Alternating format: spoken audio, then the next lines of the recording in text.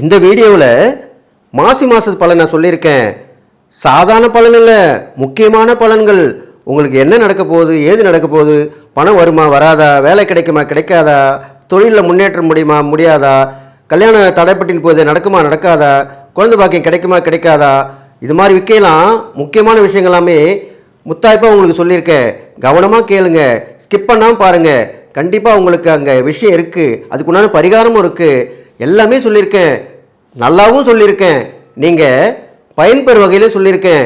கண்டிப்பாக நீங்கள் நல்லா இருக்க போகிறீங்க. இதை பார்த்து அதன்படி நடந்துங்க, வெற்றி நிச்சயம்.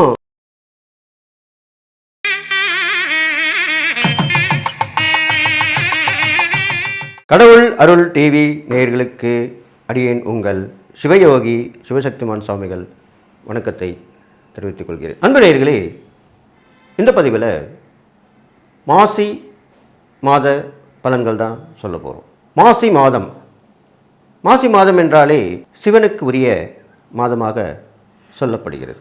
மகா சிவராத்திரி என்ற அந்த விரத நாள் இந்த மாசி மாதத்தில் தான் வருகிறது. அது வருகின்ற 15/2/2026 அன்று மகா சிவராத்திரி. அப்படிப்பட்ட இந்த மாதத்திலே மிதுனத்திலே குரு பகவான் இருக்கிறார், சிம்மராசியிலே கேது பகவான் இருக்கிறார், அதே போன்று தனுசு ராசியிலே சந்திரன், மகர ராசியிலே செவ்வாய் பகவான் இருக்கிறார், கும்பராசியிலே சூரியன், சுக்கிரன், புதன், ராகு மற்றும் சனி பகவான் இருக்கிறார். இவ்வாறாக இந்த கிரகங்கள் இருக்கும் நிலையை வைத்து இந்த பொது பலனை பார்ப்போம். பொதுவாக பார்க்கும் பொழுது மக்களுக்கு எல்லோருமே எல்லாமே கிடைக்கும். சிவன் அருளால் எல்லா பிரச்சனைகளும் தீர்ந்துவிடும். அடுத்தபடியாக மக்கள் விழிப்புணர்வு அடைவார்கள். அவர்களுக்கு தேடி போய் அலைந்த விஷயங்கள் தேடி வந்து கிடைத்திடும் மாதமாக இந்த மாதம் சொல்லப்படுகிறது. இந்த மாதத்தில் நிறைய திருமணங்கள் நடைபெறும். ஆலயங்களிலே திருமணம் நடைபெறும், தெய்வ திருமணங்கள் நடைபெறும். அது இல்லாமல் சுபகாரியங்கள் அனைத்துமே நடைபெற்று மக்கள் சந்தோஷமாக இருப்பாங்க. அது நடக்க போகுது. அதுக்கப்புறம் பார்த்தீங்கன்னாக்கா இந்த மாதத்திலே போராடி வெற்றி பெறுவார்கள், கஷ்டப்பட்டு வெற்றி பெறுவார்கள், உழைப்பால் உயர்ந்து நிற்பார்கள். அப்படிப்பட்ட மாதமாகத்தான் இருக்கிறது. ஏனென்றால் சிவபெருமானே ஒரு வாய் பிட்டுக்காக மண் சுமந்தார் என்று சொல்லப்படுகிறது. அவரும் உழைத்துதான் அந்த அவதாரத்தின் நோக்கத்தை நிறைவேற்றி கொண்டார். அந்த வகையிலே உழைக்கும் வர்க்கங்கள் எல்லாருமே நல்லா இருக்க போகிறாங்க. உண்மை, நேர்மை, சத்தியம், நீதி தவறாதவர்கள் செழிப்புடன் விளங்குவார்கள், எல்லா நலனும் பெற்று வாழ்வார்கள். இப்படி தான் சொல்லப்படுகிறது. பொய் பேசுபவர்கள், வஞ்சக குணம் கொண்டவர்கள், நம்பிக்கை துரோகம் செய்பவர்கள், இவர்கள் எல்லோருமே அதற்குரிய தண்டனை அனுபவித்து அதனுடைய பலனை அனுபவித்து கஷ்டப்படுவார்கள். மகா சிவராத்திரி அன்று அதுக்கு அடுத்த நாளிலிருந்தே குளிர் குறைய ஆரம்பித்துவிடும். முக்கிய பிரமுகர்கள், ஒரு விஐபின்னு சொல்கிறோம் இல்லையா, விஐபி சொல்லலாம், விவிஐபி சொல்லலாம். இவர்கள் எல்லோருக்குமே அவர்கள் நெறி தவறாமல் நடப்பார்களானால் அவர்களுக்கும் பட்டம், பதவி, புகழ், செல்வம், செல்வாக்கு, அந்தஸ்து எல்லாமே கிடைக்கும். நோய் நொடிகள் அறவே அகன்றுவிடும். மக்கள் நல்ல ஒரு மேன்மையான பலனை அனுபவிப்பார்கள், சந்தோஷமான மனநிலையில் இருப்பார்கள் என்று சொல்லி 12 ராசிகளுக்கு உண்டான ஒவ்வொரு ராசிக்கும் உண்டான பலன்களை இப்பொழுது பார்க்கலாம். மகர ராசி நேயர்களே, உங்களுக்கு தான் சொல்ல போகிறேன். என்ன சொல்ல போகிறேன்? இந்த மாசி மாத பலன் தான் சொல்ல போகிறேன். இந்த வருஷமே 2026 நம்பர் 1 இருக்க போது மகர ராசின்னு தான் சொல்லியிருக்கேன். ஏன் இப்படி சொல்கிறேன்? இந்த மாதம் கொஞ்சம் அடக்கி வாசிங்கன்னு சொல்ல வரேன். அதுக்கு தான். வருஷம் ஃபுல்லாக நல்லா இருக்கணும்னு யாருமே சொல்ல மாட்டாங்க. அப்போது இந்த மாதத்தில் நீங்கள் கொஞ்சம் கவனமாக இருக்கணும். ஏன்னா உள்ள கிரகங்கள் அப்படி இருக்குது. கிரகங்கள் மாறிக்கிட்டே தானே இருக்கும், அதுதானே உண்மை. அப்போ என்ன பண்ணணும், அதை தான் இப்போ சொல்ல போகிறேன். கண்டிப்பாக இடமாற்றம் இருக்குது. நீங்கள் வெளியூர் போகிறதா இருந்தாலும் வெளிநாடு போகிறதா இருந்தாலும் உடனே கிளம்பிடுங்க. அப்போ தான் நல்லது. ஏன்னா நீங்கள் இப்போ ஒரு ஒரு சண்டை வீட்டில் இருக்கீங்க, சண்டை நடக்குது, வீட்டில் இருக்கவங்க சண்டை போடுறாங்க. அது மனைவியாக இருக்கலாம், கணவனாக இருக்கலாம், குழந்தைங்களாக இருக்கலாம், சொந்தக்காரங்களாக இருக்கலாம். ஏன் சில ஃப்ரெண்ட்ஸு கூட வீட்டில் வந்து உட்காந்து பேசி நம்ம திடீர்னு சண்டை வந்துடும். அந்த சண்டை நடக்கும்போது என்ன பண்ணுவீங்க? அமைதியாக இருக்கணும் ஒன்று, இல்லைன்னா அந்த இடத்த விட்டு போயிடு. இல்லை, நான் 2வது சொன்னேன் இல்லையா, அப்போது அந்த இடமாற்றத்தை நீங்கள் விரும்பி ஏற்றுக்கணும். அப்போ வெளியூர் வெளிநாடு பயணத்தை மேற்கொண்டு போயிட்டு வந்துடுங்க. கண்டிப்பாக நடக்கும் இந்த மாதத்தில். எது எப்போ நடக்குன்றதை நான் சொல்லிட்டு வரேன். அப்போ கண்டிப்பாக நடக்கும். அது போயிட்டு வந்துடுங்க. அது இல்லாமல் பெண்கள் வகையில் மதிப்பு கொடுங்க. மனைவிக்கு மதிப்பு கொடுங்க, தாய்க்கு மதிப்பு கொடுங்க, அன்னிக்கு மதிப்பு கொடுங்க, அக்காவுக்கு மதிப்பு கொடுங்க. இப்படி தான் கொடுத்துட்டு வாங்க. அப்போது அவங்க பேச்சை கேட்டு நடங்க. மதிப்பு கொடுக்கலாம் கூட பரவாயில்ல, அவங்க சொல்கிறத கேட்டு நடந்தாலே போதும். இந்த மாதத்துக்கு உண்டான நான் சொல்கிறது எல்லாமே மாசி மாதத்தோட பலன் தான் சொல்லிட்டு வரேன். அப்போது அப்பப்போ அந்தந்த காலத்துக்கு ஏற்ற மாதிரி சொல்லிட்டு வருவோம். அதுதான் இப்போ சொல்லியிருக்கேன். அப்போ நீங்கள் அதுக்கு முக்கியத்துவம் கொடுங்க. அப்போ நடந்துட்டு வாங்க. அப்போ கண்டிப்பாக உங்களுக்கு ஜெயம் தான் கிடைக்கும். ஜெயம்னா என்ன? வெற்றி தான் கிடைக்கும். அடுத்தது பார்த்தீங்கன்னாக்கா, இந்த மகர ராசிக்காரங்களுக்கு குடும்பத்தில் பலவிதமான குழப்பங்கள், பலவிதமான பிரச்சனைகள், ஒன்று போனால் ஒன்று வரும். இப்படி தான் வந்துட்டுருக்கும். இதுக்கெல்லாம் என்ன காரணம்னு கேட்டு பார்த்து ஆணிவேர் யாருன்னு பார்த்துட்டு கண்டுபிடிச்சிருவீங்க. இதெல்லாம் இந்த காலத்தில் கண்டுபிடிக்கிறது ஒரு பெரிய விஷயமே இல்லை.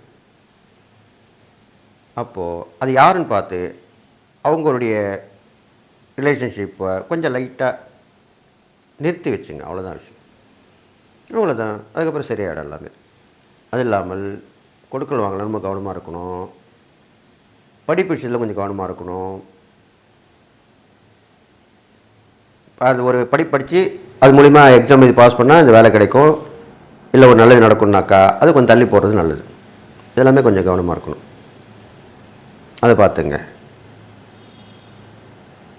ஆனால் உங்களுக்கு தேவையில்லாத விஷயங்கள்லாம் உங்களுக்கு தேடி வரும். அப்போது எது தேவையோ அதை மட்டும் ஏற்றுக்கிட்டு மீதியை தள்ளி விட்டுடணும். புரிஞ்சுட்டிங்களா? அது மாதிரி பண்ணிட்டு வாங்க. அப்போ தான் உங்களுக்கு நல்லது நடக்கும். இப்படி கூட எடுத்துக்கலாம். இப்போ ஒரு விஷயமா நீங்கள் போயின்ட்டுருக்கீங்க. அப்போது திடீர்னு யாரோ வந்து குறுக்கிடுறாரு, என் விஷயத்தை முடிச்சுட்டு போங்க, என்ன நான் வரேன் நீங்கள் பாட்டு போகிறீங்க அப்படின்வாங்க. இப்படிலாம் சொல்லுவாங்க. இடக்கு முடக்க பேசுவாங்க. இதெல்லாம் இப்போ உள்ள நட்பு உறவுங்களுக்கு கை வந்த கலை. அப்போ அதை பற்றி கவலைப்படக்கூடாது. சரி, ஓகே, அவ்வளோதானே, சரி உங்கள் விஷயம் சொல்லுங்கள், உங்களை பார்த்து முடிக்கிறேன், அதுக்கப்புறம் நான் போகிறேன், அவ்வளோதான். இல்லை நான் என் வேலையை தான் போகிறேன், உங்களை பார்க்க முடியாது, உங்களுக்கு தேவையான நான் செய்ய மாட்டேன் அப்படி சொன்னிங்கன்னா தான் பிரச்சனை வரும். அப்போ கண்டிப்பாக மகராசிக்காரங்க அனுசரித்து போகணுன்றதுக்காக தான் அப்படி சொல்லியிருக்கேன். அவ்வளோதான். கொஞ்சம் நேரம் போது பேச போகிறீங்க, வரப்பீங்க, அவ்வளோதான். ஓகே, சரிப்பா, நீ வந்து நான் முக்கியமான ஒரு வேலையை போயிருந்தேன், நீ தடுத்துட்ட, இதெல்லாம் உனக்கு மதிப்பு கொடுத்து நான் செஞ்சுட்டேன், இப்போ நான் போயிட்டு வரேன். அப்போ ஒன்றும் சொல்ல மாட்டாங்க. அவ்வளோதான் விஷயம். இது மாதிரி பண்ணிட்டு வாங்க. இது மாதிரி பண்ணிட்டு வந்தாலே போதும், நல்ல விஷயந்தான் நடக்கும். அதுக்கப்புறம் பார்த்தீங்கன்னாக்கா, உங்களுக்கு எதிரிகள் தொல்லை குறைஞ்சிருக்கும், அது இப்போ கொஞ்சம் கூடி வரும். அது கொஞ்சம் கவனமாக பார்த்துக்கணும். ஆனால் கண்டிப்பாக உங்கள் ராசிக்காரங்க அதை எதிர்த்து நடப்பீங்க, ஜெயிப்பீங்க, அதை முடிவு கொண்டு வருவீங்க, எல்லாம் பண்ணுவீங்க. அது மட்டும் இல்லை, உடம்புலையும் இனம் புரியாத ஒரு சில நோய் நொடிகள் வந்து தங்கும். அதை கவனித்து அதை சரி பண்ணிக்கணும். இதெல்லாம் பார்த்துட்டு வரணும். ஆனால் கண்டிப்பாக வேலை இல்லாத மகராசிக்காரங்களுக்கு கண்டிப்பாக வேலை கிடச்சிடும். அது உறுதி. அது கண்டிப்பாக எதிர்பார்க்கலாம். அப்போது இதுக்கார வீட்டில் இருந்து பிரச்சனை மேல் பிரச்சனை சந்திச்சிருந்தவங்களாம் வேலைக்கு போக ஆரம்பிச்சிருவீங்க. நீங்கள் உண்டு வேலை உண்டுன்னு இருப்பீங்க. அப்படி தான் இருக்கணும். அது மாதிரி தான் ஒரு பிரச்சனை இல்லை, அது கண்டிப்பாக கிடச்சிரும். அதுக்கப்புறம் பார்த்தீங்கன்னாக்கா, உங்களுக்கு குழப்பங்கள் எப்படிப்பட்ட குழப்பம் வரும்னா, சந்தேக மனப்பான்மைன்னு குழப்பங்கள். ஒரு நல்லவங்களை கூட நீங்கள் கெட்டவங்களாக நினைப்பீங்க இந்த காலகட்டத்தில். அதுதான் கிரகங்கள் பண்ணக்கூடிய சுழற்சியால் தான் அப்படி நடக்கும். அது சொந்தக்காரங்களாக இருக்கலாம், நீங்கள் நம்பிக்கையான சொந்தக்காரங்களாக இருக்கலாம், நம்பிக்கையான நட்பாக இருக்கலாம். அவங்கள நீங்கள் சந்தேகப்படுற அளவுக்கு அவங்க நடந்துப்பாங்க. அப்போது நீங்கள் அவங்கள சந்தேகப்படக்கூடாது.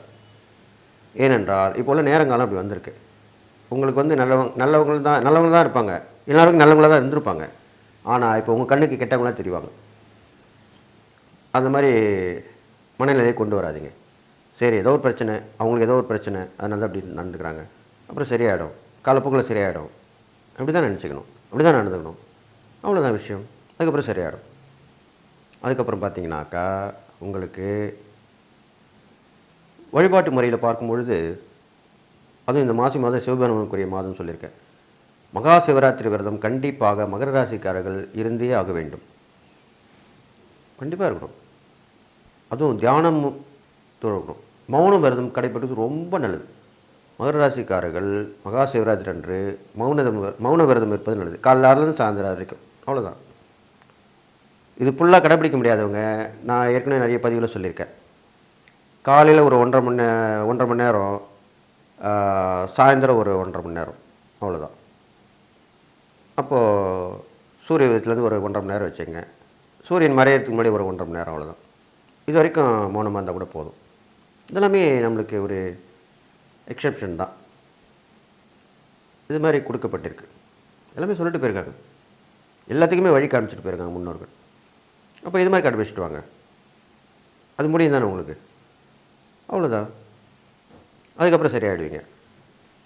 அதனால் அந்த தினம் முழுவதுமே இறை வழிபாடு இருக்கணும், இறை சிந்தனை இருக்கணும், தான தர்மம் பண்ணணும், நல்ல வார்த்தை பேசணும், நல்லதை கேட்கணும், நல்லதை பார்க்கணும், இப்படி தான் பண்ணணும் நீங்கள். அதுக்கப்புறம் பார்த்தீங்கன்னா மகராசிக்காரங்களுக்கு சாப்பாடு கொடுக்குற விஷயத்தில் நிறைய செய்யணும், அன்னதானம் பண்ணணும். உங்கள் வசதி எவ்வளோ, உங்களால் எவ்வளோ பேருக்கு அன்னதானம் பண்ண முடியுமோ பண்ணிவிடுங்க, அவ்வளோதான். இது பண்ணிட்டு வாங்க. அன்னதானம் மட்டும் இல்லை, அந்த நீரும் கொடுக்கலாம், தண்ணீர் கொடுக்கணும், இல்லை பானகம், பழரசம், இது மாதிரிலாம் கொடுக்கலாம், அதோடு சேர்த்து கொடுக்கலாம்.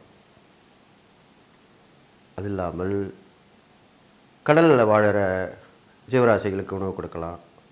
பெரும்பாலும் மீன்களுக்கு தான் போடுவாங்க. இந்த நீரில் வாழும் ஜீவராசின்ற போது மீனுக்கு தான் மெயினாக. இந்த கோயிலில் குளங்கள் நிறைய இருக்கும், அதில் மீன் இருக்கும், ஏரியில் அது மாதிரி இருக்கும். பெரும்பாலும் குளத்தில் தான் நம்ம பார்ப்போம் கோயிலுக்கு போனால்.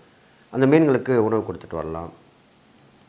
அப்போது உங்களுக்கு அது ஒரு பரிகாரமாக இருந்து நல்லது நடக்கும், நல்லதை செய்விக்கும், நல்லதை செயல்படுத்தும், இந்த மாதிரிலாம் வரும். அதுக்கப்புறம் பார்த்திங்கனாக்கா இந்த மாசி மாதத்தில் இந்த மகா சிவராத்திரி விரதம் கடைபிடிச்சி முடிஞ்ச உடனே நீண்ட நாள் தடையாக இருந்த ஒரு விஷயம் கண்டிப்பாக நடக்கும். நீண்ட நாள் தடையாக இருக்கும், ரொம்ப நாளாகவே தடையாக இருந்திருக்கும், அது கண்டிப்பாக நடக்கும். அது இல்லாமல்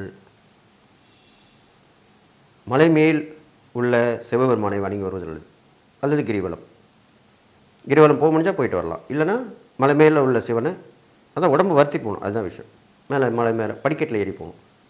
ஹாயாக வண்டியில், 2 வீலரில், ஆட்டோவில், காரில் அப்படி போகக்கூடாது. படிக்கட்டில் போயிட்டு படிக்கட்டில் வரணும், நடக்க முடிந்தால். இல்லைனாக்கா உடம்பு சரியில்லை, முடியலன்னா பரவாயில்ல, அவர் நினைவாக இருக்கணும். அங்கே மேலே போய் இந்த நடக்கிறதுக்கு பதிலாக சுற்றி வரணும், எதனா ஒன்று பண்ணணும். அப்போ தானே ஈஸியாக கிடச்சிட்டா எதுக்குமே மதிப்பு இல்லை தானே, அப்படி தானே நம்ம நினைப்போம். எப்பயுமே ஒரு உதவி உடனே கிடச்சிட்டா அந்த உதவிக்கு மதிப்பு இல்லாமல் போயிடும். எப்பயுமே ஒரு பொருள் உடனே கிடச்சிட்டா அந்த பொருளுக்கே மதிப்பு இல்லாமல் போயிடும். அதனால் எல்லாமே கஷ்டப்பட்டு அந்த பொருளை வாங்கினாலும், கஷ்டப்பட்டு முயற்சி பண்ணி ஒரு வெற்றியை நம்ம அடைந்தாலுமே தான் அதுக்கு தான் பலன் அதிகம், அதுக்கு தான் மதிப்பு அதிகம். அப்போ இந்த மகர ராசிக்காரங்களுக்கு நான் சொன்ன வகை இதெல்லாம் பண்ணிட்டு வந்தீங்கன்னா கண்டிப்பாக இந்த மாசி மாதம் உங்களுக்கு ஒரு மாற்றத்தை தரும் மாதமாக இருக்கும். கடவுள் அருள் டிவியை பார்த்தமைக்க நன்றிகள். மேலும் இது போன்ற தகவல்களை தெரிந்து கொள்ள கடவுள் அருள் டிவியை சப்ஸ்கிரைப் செய்யுங்கள். மறக்காமல் பெல் ஐக்கானை கிளிக் செய்யுங்கள்.